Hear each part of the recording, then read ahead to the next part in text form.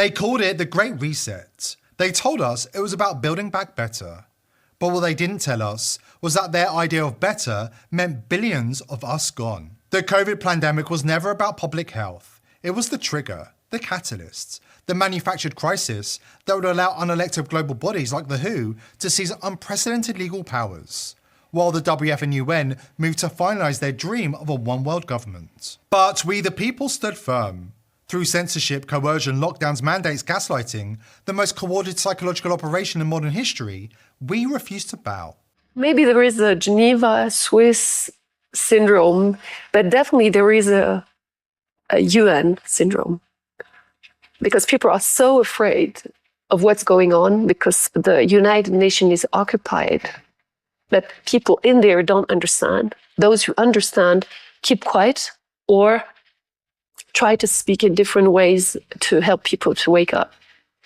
So if you understand that, you know that this was very easy to carve a world government. If you don't have a force that stops that and says, we the people is more important. And that's what we're doing now. We're trying to build a we the people movement that is very global, something completely different. But what is going on in Geneva is the opposite at the moment. There is no right to WHO to give any orders to dictate to the whole world like they have done. And the Global Alliance for Vaccine Immunization, Gavi, got total immunity from the Swiss government. You can find this admin.lex in the Swiss database. Go and look. This is a coup d'etat, clearly. It's a global crime scene. And we are bringing little pieces of evidence to people with humility, because in science, you always have a doubt. It's a healthy doubt. And I think that is a very important attitude. And now, the empire is crumbling, the lies are unraveling, and the self-proclaimed masters of our future? The ship is taking on water. The rats are fighting, the lies are exposed. And the age of elite impunity? It's over. As the WF whistleblower reveals, it's carnage backstage at the WEF, and the rats are fighting amongst themselves to save their own skin. You ever seen someone realize it's all about to come crashing down? I have. I saw it on Nicole Schwab's face when she walked out of that ICC debriefing room, like someone who just realized the walls weren't going to protect her anymore. She wasn't glowing with courage, she was pale, shaken, breathing like she just outrun something. Because she's not doing this out of principle. Nicole Schwab is cooperating because she's shit scared, terrified of what's coming, scared of being on the wrong end of a crimes against humanity charge, and scared that the name Schwab isn't going to protect her anymore. She's singing like a damn bird out of survival instinct. This is cloak and dagger, lawyered up damage control. Quiet meetings, backdoor channels, files passed in silence. She's giving prosecutors everything she can. Names, dates, internal comms, because she knows she's standing on a crumbling ledge. And the only way out is to push others into the fire first. You want an example? Here's one that dropped jaws in the room.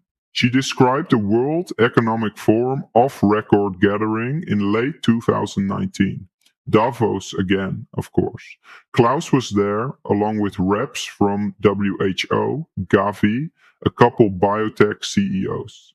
Topic on the table? Not pandemic preparedness like the press kits claimed. The real agenda was population control. What they chillingly called population optimization. Nicole remembered someone saying, half joking, that if they played their cards right, people would beg for the shot that would thin their own herd. And people in the room were laughing, her father among them. She says that's the moment she felt sick, but she didn't say a word back then. Not until now. Because now the walls are closing in, and her name, Schwab, is radioactive. She's handing over documents, digital records, memos. She's walking prosecutors through the mechanics of the biggest psyop in human history. How death counts were inflated. How PCR cycles were manipulated to pad infection numbers. How fear became the real virus. And the jab? She confirmed what many already suspected. It was never about immunity. It was an experimental delivery system, a rushed product, designed, tested, and distributed with the goal of reducing the population while claiming it was about public safety. She even revealed internal projections, documents showing expected birth rate drops, excess death trends, and long term fertility impacts.